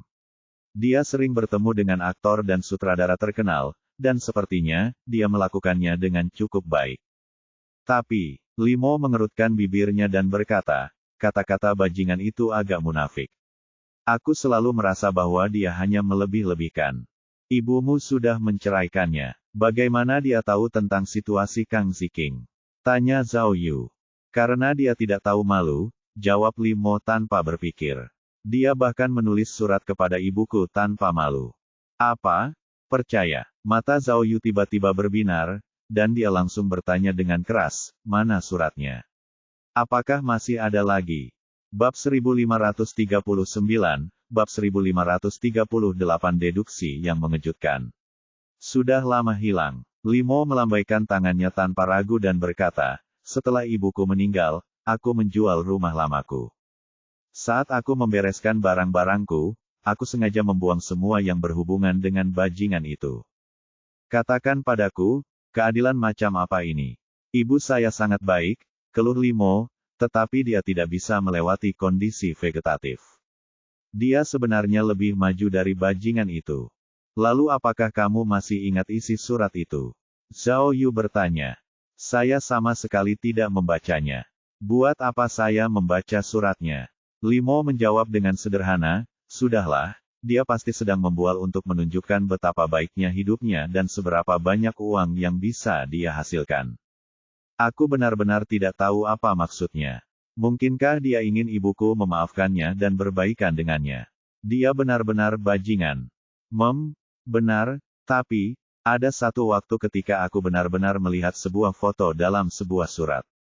Di situ tertulis bahwa itu adalah foto bersama dirinya dan seorang sutradara terkenal. Cek, ia menyeka keringat di dahinya dengan jari-jarinya yang gemuk dan mengingat, sutradara itu tidak begitu terkenal saat itu, tetapi sekarang ia adalah seorang sutradara internasional. Siapa itu? Batuk. Lihatlah otakku, dia menamparkan dirinya sendiri dengan marah dan berkata, mengapa aku tidak bisa mengingat apa yang selalu kukatakan? Tapi, Limo mengangkat kepalanya dan berkata, aku tidak percaya kalau foto itu asli. Mungkin itu hasil editan si bajingan itu untuk menipu ibuku. Cek, Zhao Yu cemberut muram. Jika dia bisa menemukan surat-surat ini, maka tidak diragukan lagi akan lebih mudah untuk mengetahui jejak kehidupan Kang Ziking. Tetapi sayangnya. Baiklah, satu pertanyaan terakhir, Zhao Yu berpikir cukup lama, lalu bertanya pada Limo, menurut kesanmu, bagaimana reaksi Kang Ziking terhadap wanita, terutama gadis muda dan cantik?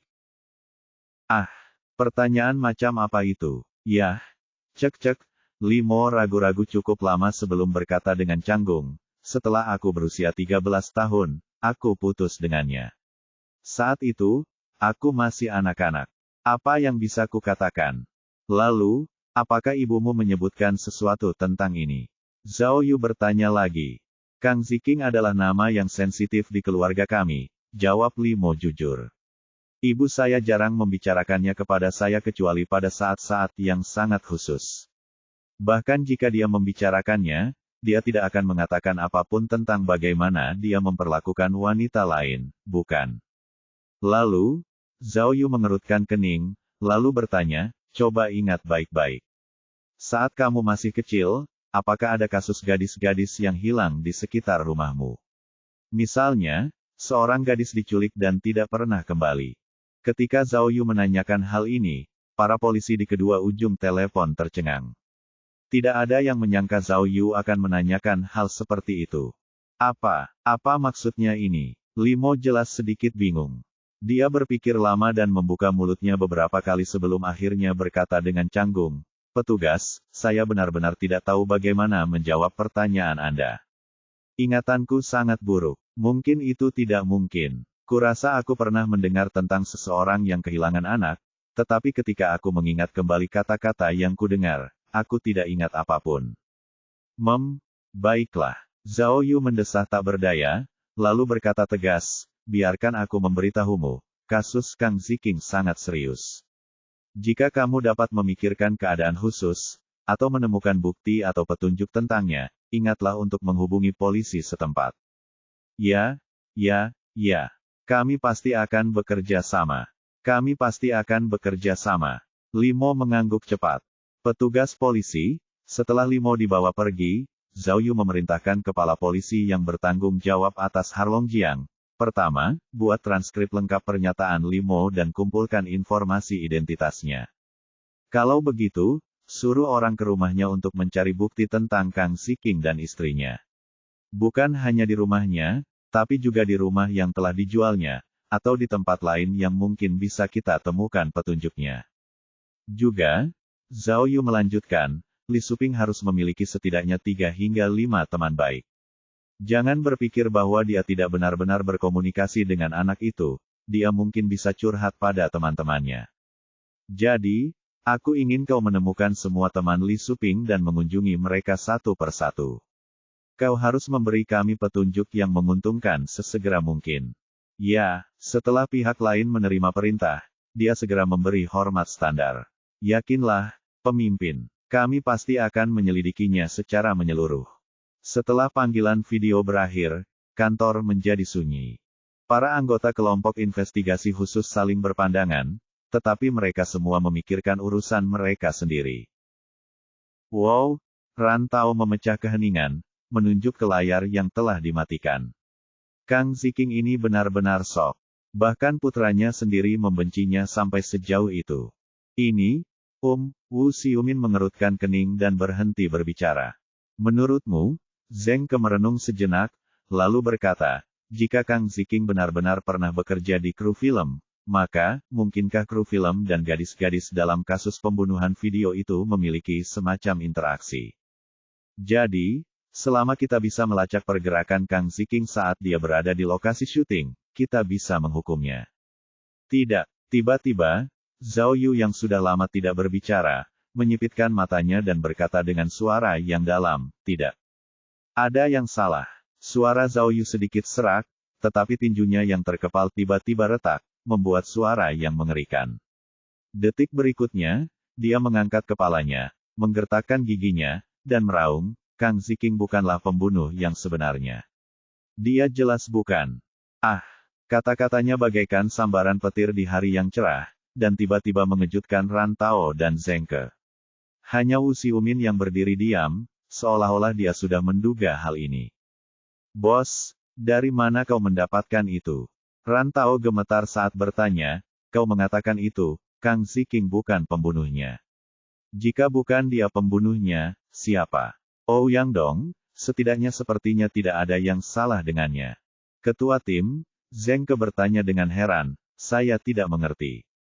Semua bukti mengarah pada Kang Ziking, jadi mengapa Anda? Saya tidak asal menebak berdasarkan intuisi saya. Zhao Yu menatap anggota timnya dengan serius dan berkata dengan ekspresi serius, pikirkan tentang 11 video pembunuhan. Dari video tersebut, Anda dapat melihat bahwa pembunuhnya adalah orang yang sangat teliti, sangat cakap, dan sangat cerdas. Kalau tidak, dia tidak akan membunuh 11 orang berturut-turut dan tetap lolos begitu saja. Waktu yang dipilihnya untuk menculik, waktu pembunuhan, tempat pembunuhan, dan metode yang digunakannya untuk membunuh mereka semua sudah dipikirkan secara matang sebelum dia melakukannya. Penjahat seperti ini tenang, kalem, galak, pintar, tapi, Zhao Yu menunjuk foto tersangka di papan tulis. Aku tidak menemukan ciri-ciri ini pada Kang Ziking. Ya, itulah yang kurasakan sekarang, kata Wu Xiumin sambil menggigit bibirnya. Dari deskripsi Limo, Kang Ziking adalah orang yang pemarah, mudah terombang-ambing oleh emosinya, dan tidak pandai mengendalikan diri. Ini sama sekali tidak sesuai dengan profil psikologis pembunuh dalam video itu. Ini, Ran Tao melihat ekspresi serius Zhao Yu dan Wu Xiumin, lalu tergagap, aku benar-benar bingung. Ketua tim, Saudari Wu, Zeng Ke berkata dengan tenang, mungkin alasanmu benar. Namun, kita harus membuat hipotesis. Jika Kang Ziking bukan pembunuhnya, lalu siapa pembunuh Wu Fu yang sebenarnya? Dia lalu bertanya, apa saja cara yang dia gunakan untuk membuat kasus pembunuhan lewat video itu menjadi seperti ini. Bab 1540, Bab 1539 penumpang di mobil yang sama. Ini adalah fakta yang sudah diketahui, Zeng Ke menunjuk ke papan tulis dan berkata dengan tenang. 11 video pembunuhan, serta beberapa informasi korban, semuanya muncul di tas Kang Ziking. Yah, setidaknya aku tidak bisa membayangkan apa yang akan terjadi jika Kang Ziking bukan pembunuhnya. Pikirkanlah, kata Zeng Ke sambil merentangkan tangannya. Bagaimana mungkin seorang pembunuh dengan mudah menyerahkan video pembunuhan yang begitu penting kepada orang lain? Mengapa video itu muncul di tas Kang Ziking? Perkataan Zeng Ke juga merupakan sesuatu yang membuat para anggota tim bertanya-tanya. Oleh karena itu, setelah dia selesai berbicara, terjadi keheningan panjang lagi. Hah! Setelah terdiam cukup lama, Ran Tao tiba-tiba berteriak kegirangan. Kalau begitu, mungkin saja, hanya ada satu kemungkinan yang tersisa. Hanya dengan cara itulah kita bisa menjelaskan mengapa video pembunuhan si pembunuh muncul di tas Kang Ziking.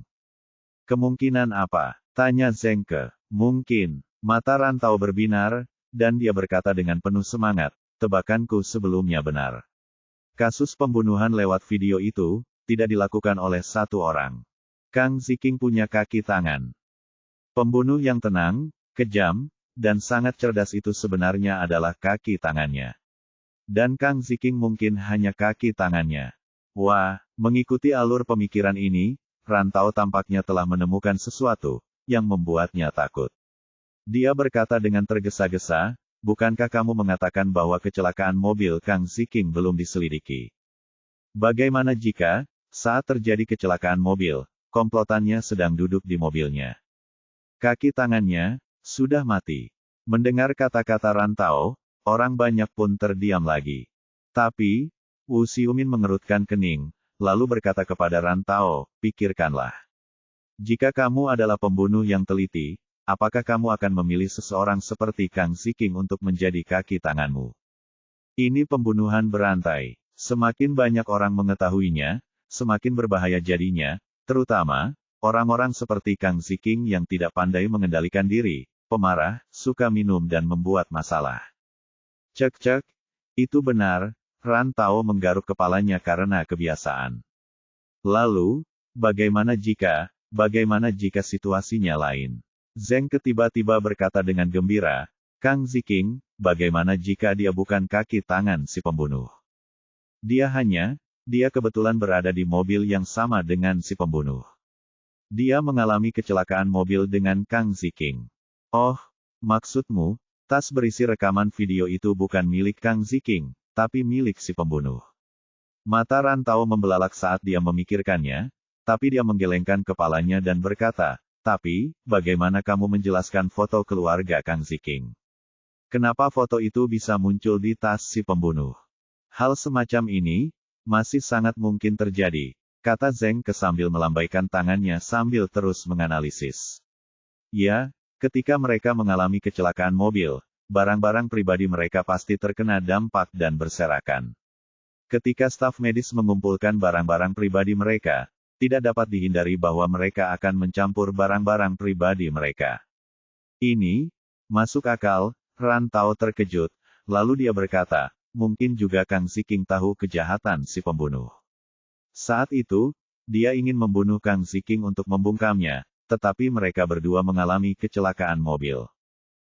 Jika spekulasi ini benar, pada saat ini, Wu Xiumin juga condong pada analisis Zheng Ke, jadi dia segera merenung dan berkata, kalau begitu, karena pembunuhnya ada di mobil Kang Ziking, itu berarti mereka memiliki hubungan dekat.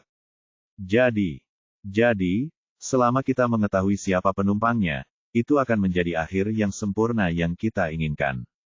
Ran Tao melanjutkan, kalau begitu, kecelakaan mobil di Provinsi Zhejiang akan menjadi prioritas utama penyelidikan kita.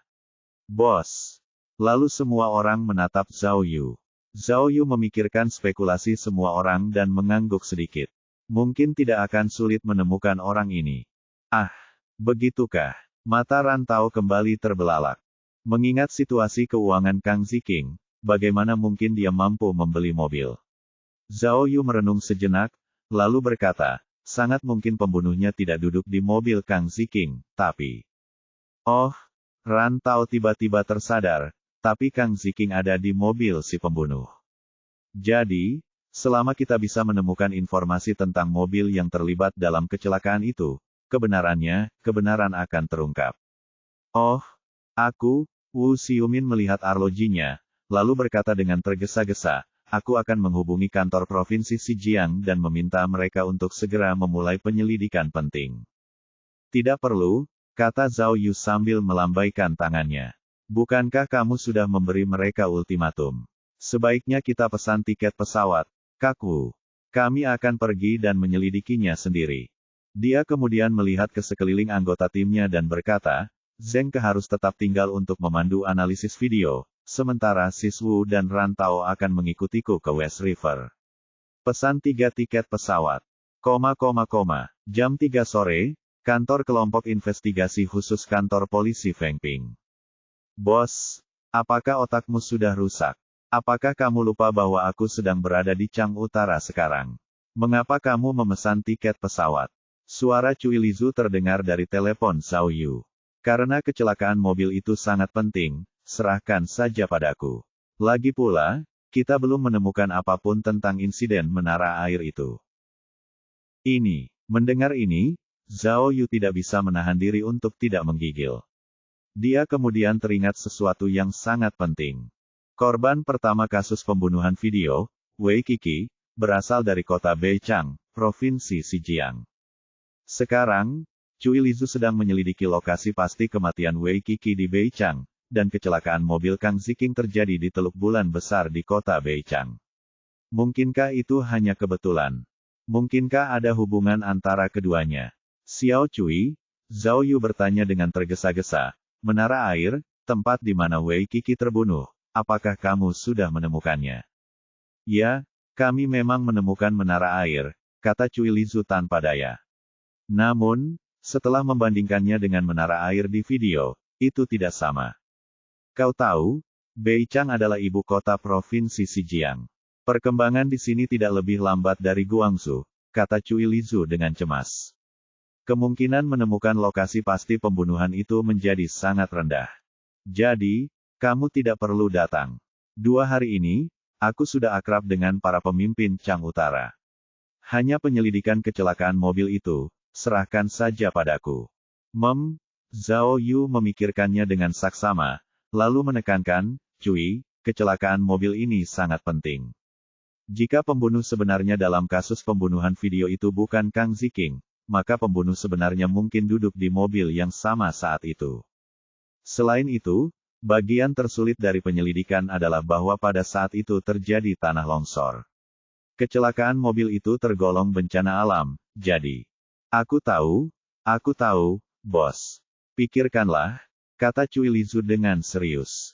Jika benar-benar tidak ada informasi yang tertinggal, dan kamu tidak dapat menemukan apapun, lalu apa gunanya kamu terburu-buru ke sini? Zhao Yu tidak bisa berkata apa-apa. Jadi, aku dalam posisi yang menguntungkan di sini. Mengapa aku tidak bisa pergi dan memeriksa situasinya terlebih dahulu? Cui Lizu berkata dengan serius, jika aku tidak bisa menyelesaikannya, tidak akan terlambat untuk merepotkanmu, ahli kasus yang belum terpecahkan, untuk melakukannya sendiri, kan? Zhao Yu ragu-ragu. Kamu baru saja kembali dari petualangan, jadi kamu perlu istirahat yang cukup. Dengarkan aku, saran Cui Lizu. Tinggallah di Fengping untuk sementara waktu dan pelajari kasusnya. Serahkan kecelakaan mobil itu padaku. Gadis kecil, Zhao Yu mengangguk tak berdaya dan berkata, baiklah, kalau begitu, kau bisa melakukannya. Begitu kau menemukan sesuatu, ingatlah untuk segera memberitahuku. Baiklah, jawab Cui Lizu dengan senang. Tunggu saja dan lihat saja.